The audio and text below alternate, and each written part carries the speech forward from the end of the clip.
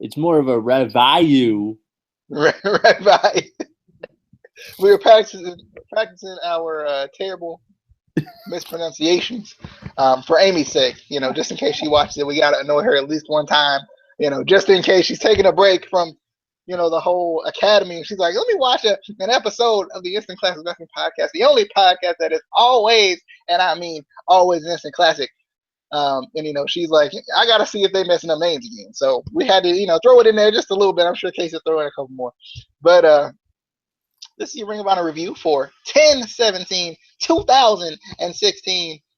Crazy, it's already October and halfway through it. On top of that, only 2 months and a half left in this year, which is crazy because it felt like yesterday we was just saying, man, it's 2016 already. That's usually how I think. Usually yesterday was like 5 years from now. Yeah. I mean, 5 years from. Shut up. I actually did say that yesterday. I mean, that's what I think. That's usually how it goes. But we're gonna jump into this show. We started out with the Bullet Club promo. It was Adam Cole, Hangman Page, and the Young Bucks. And they basically just talked about how they were going to take over Ring of Honor. Adam Cole, we had a little story time, had a little story time with Adam Cole, baby. But they also kind of mentioned that they were going to take all the titles. They already got most of them. They got one more left. Unless they're going to take the Women of Honor title. They can try it. They can try it. I don't know if there's a title yet, but they're going to be the inaugural. I get it. I get it. They're going to be the inaugural Women of Honor champion, maybe. Yes. Technically, they got 4 more because they got the 3 tag and then the television title. Ring of Honor got a lot of titles though. But anyway, they said they're going. They said Adam Page is working on that television title, which I'm excited about. Whenever he praises Bobby Fish, I'm gonna be like, screw you, Bobby Fish. My fandom is the Hangman Page. But I can't lie though.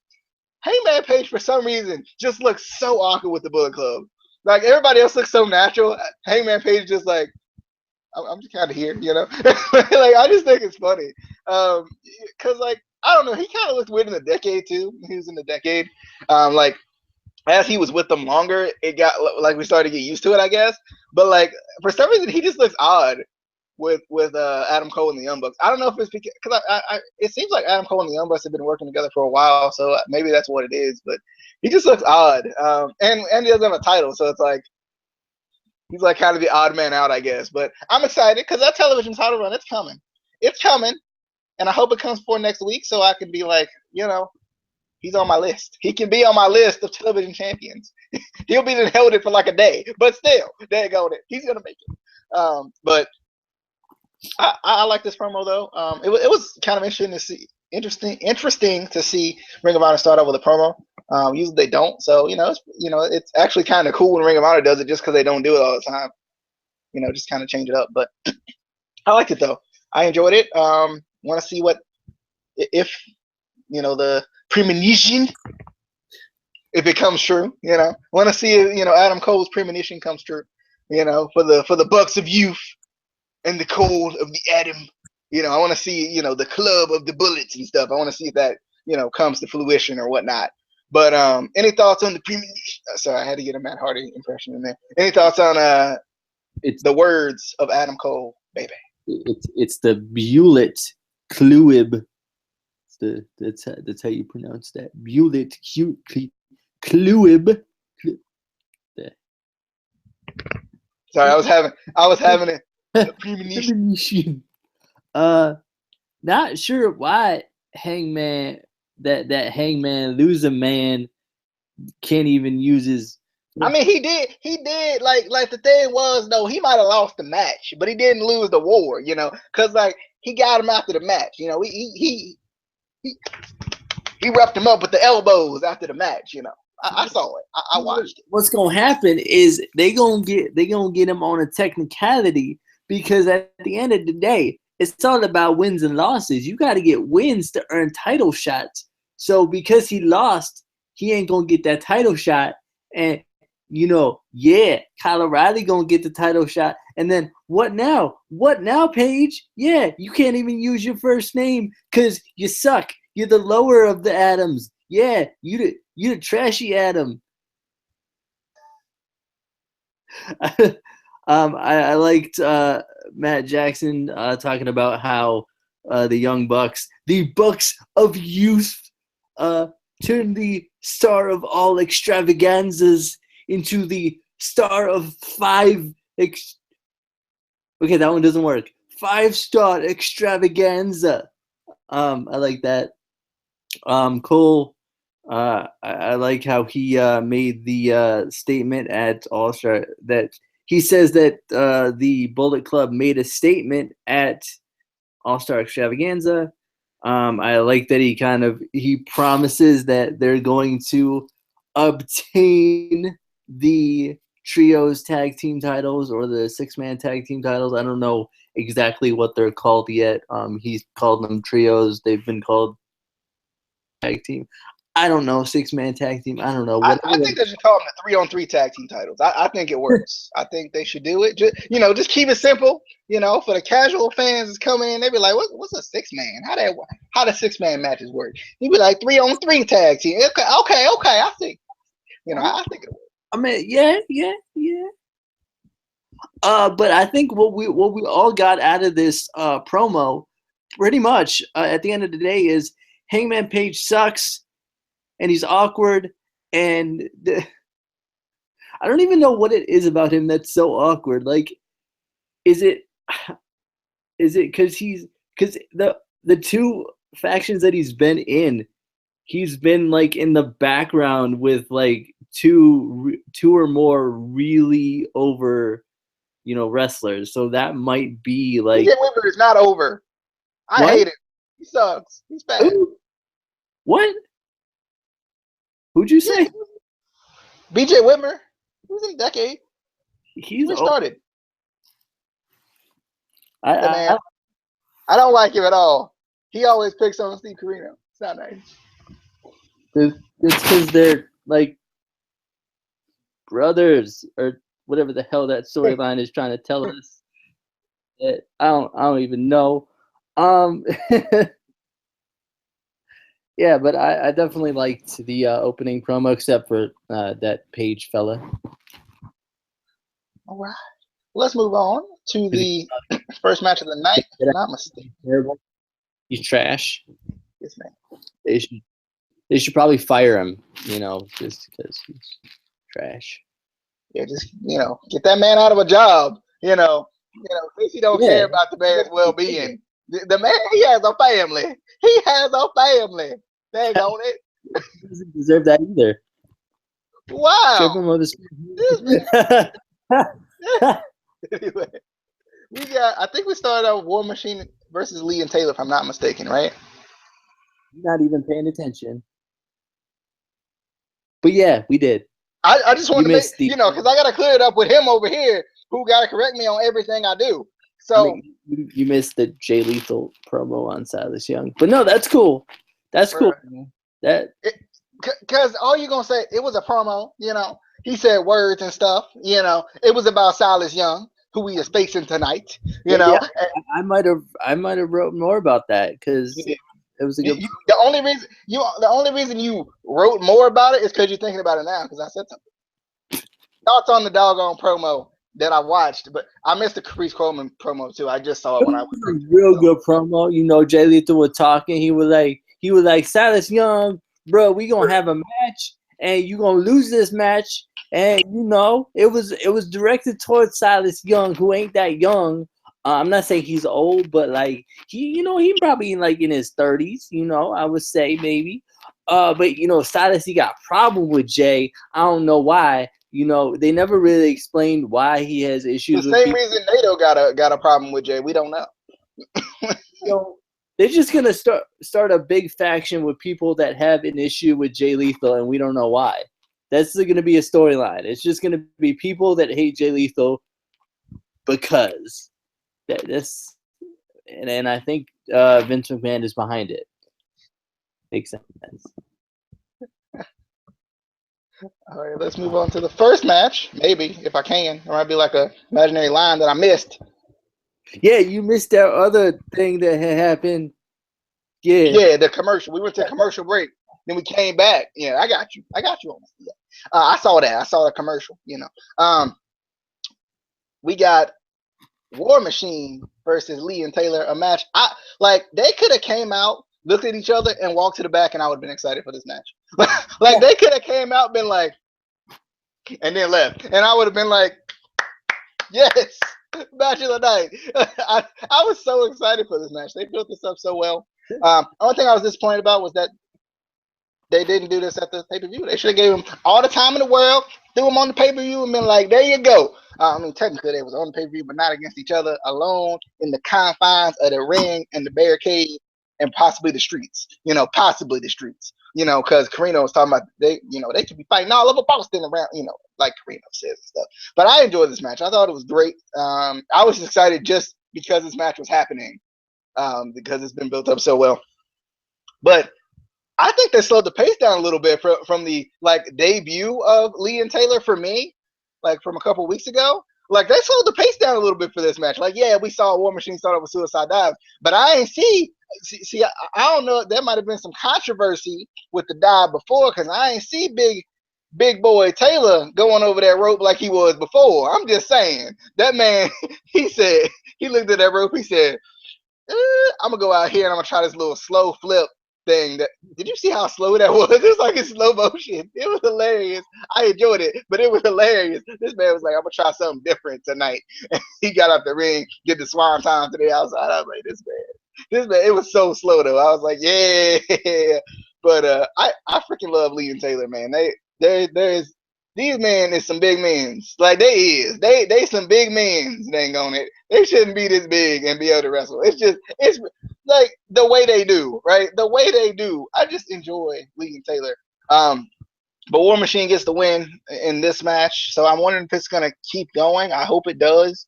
Because I know commentary mentioned that, kind of this could be the end of the feud. And no, don't do that. No, keep this going forever. Keep it going for at least till final battle. Final battle, the final.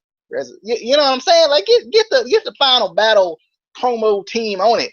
This they need to keep this going. I love this feud. It needs to continue. It's great. They're building it well. Keep it going. Thoughts on War Machine versus Sean Lee, and I almost said Lawrence Taylor. It's not. Wait, I don't think match? It's not even Sean Lee. That's a football player. We go Lee and Taylor. That's how I know him. Wait, where was LT at? Where we at though? Where? I put two football players out there in Ring of Honor. That's how much faith I got in Ring of Honor. Lawrence Taylor and Sean Lee, the linebacker from the Cowboys. Hey. I finally figured out how to tell Shane Taylor and Keith Lee apart. Shane Taylor, he the big baldy. He the big guy. He is essentially a giant bowling ball. If you think about it, that man is big. And Keith Lee is slightly smaller. Slightly smaller. See, but I think they wrong on the combined weight. It is not. There ain't no way they combined weight 500 pounds. I know, doggone the big bowling ball. That man got to be 500 pounds himself. This man looked like the type of dude that shouldn't be moving. He should be in his bed, slowly dying from diabetes. And this man is not. I'm like, how you doing this, bro? I don't want anyone to say anything about me being fat for the rest of my life. Because if I get that size and I'm still moving like that, I'm not fat ever again. Dang on it. Also, on their shirts they got ST and KL. That does help. Yeah, I just noticed. That's what the Usos need. They need a J and a. Oh wait, a J and a J. Yeah, we totally be able to. Yeah. No, you know what they need? A JU. Yeah, so we know it's Jimmy Uso or Jay Uso. Yeah, that'll work. I love the suicide dive before the match even started. This was amazing. Just this match was, even with the slower pace, it was still hard hitting, that pole ring, that ring, man. Oh, that they gonna need to buy a new ring. Did they reinforce it? Like I'm trying to figure out, did they reinforce it? But I hope this builds up to like a big, like some sort of big stipulation match. Like no disqualification or something like really big, because they all really big. I get what you're saying there, because the yeah, tag teams, they're a little okay. Yeah. Finally they get in the ring. And Hanson out of nowhere just gets busted open, just because yeah, I don't know how he got busted open. I'm not gonna complain. But see, one thing that confused me, and I don't know if I texted you this or not, but with how much WWE loves big guys, still, why the hell they ain't tried to get any of these 4 guys? Why? Like, bruh. I think WWE is one, like, I think Vince would look at them and be like, yeah, they big. We got that one ball on heat. They big, but I can't have them jumping off the ropes and stuff, because Vince is like old school and stuff. Like Vince barely likes suicide dives anyway. Like, let's be honest. Like, this man barely likes suicide dives anyway. He see doggone freaking, I don't even know which one is which off the top of my head anymore. But he see the bowling ball guy jumping, doing a moonsault off the top of the turnbuckle. He can be like, we ain't got enough like, he can use them big old big old ring posts they got, though. I think that's what they did. They're gonna sign these guys. They didn't tell us. That's why they reinforced the ring post. Okay. Speaking of the moonsault, holy shit! And then he missed it, and then into the Canadian Destroyer by Rowe. That was just like, I didn't write it down, but I was like, oh, what? Every time, like, the Canadian Destroyer, when Petey Williams did it, I didn't cringe as much as I do now. I guess because he did it all the time. But when I see it now, especially with freaking this man, like, how you even flip Big Taylor around? Like, how you? I don't know.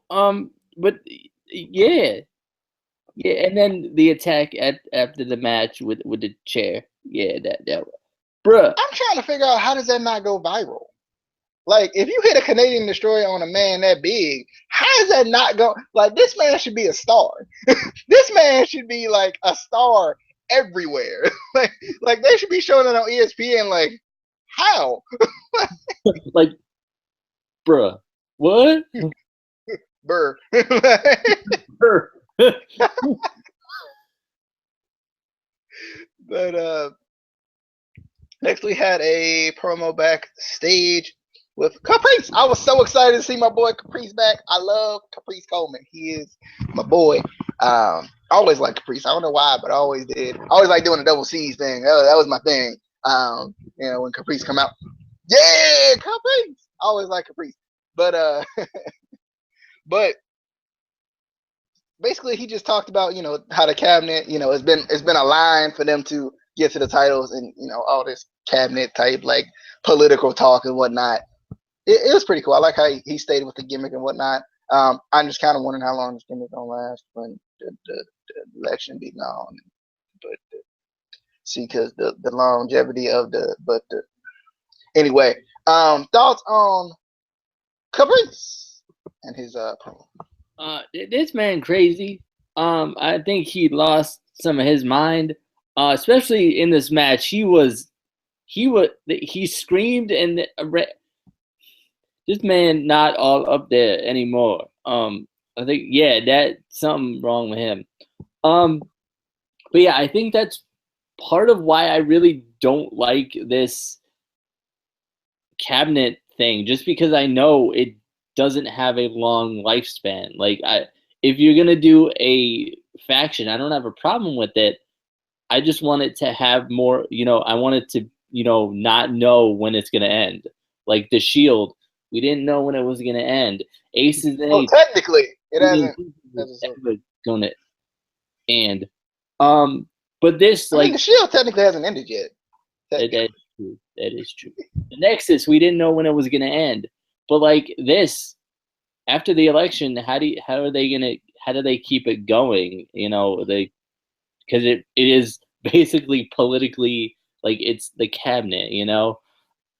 Unless they like that. I think there's some copyright issues going on because that was a previous cabinet aired by a wrestling god. So I think they copyright issues because they don't pronounce it the same. They pronounce it the cabinet. JBL was like the cabinet. It's a little bit different, like slightly. So they try to change it. Oh, okay, okay. I get it. I get it. Okay, okay. And Rhett Titus, man, that man on something. That man got to be on something. There's something with. I'm not saying it's a Jeff Hardy thing, but that man, he not clean. I'm just saying. He not straight edge. Is all. This man said he. Anyway, we're gonna move on to the match. We got the cabinet consisted of Caprice Coleman, Kenny King, and Red Titus going up against Leon St. Giovanni, Jason Kincaid, and Shaheen Ali.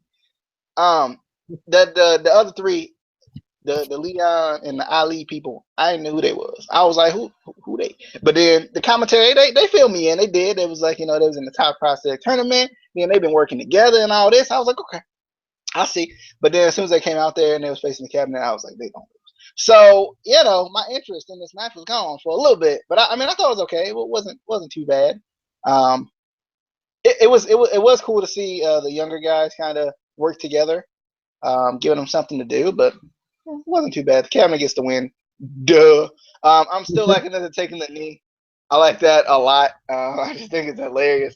How they're taking the knee and then like freaking just randomly during the match. I think it was Caprice Coleman just took a knee. Just was like, I was like, this man. But I just enjoyed it. I thought it was like the cabinets. They're funny at least. They're at least hitting the endorphins.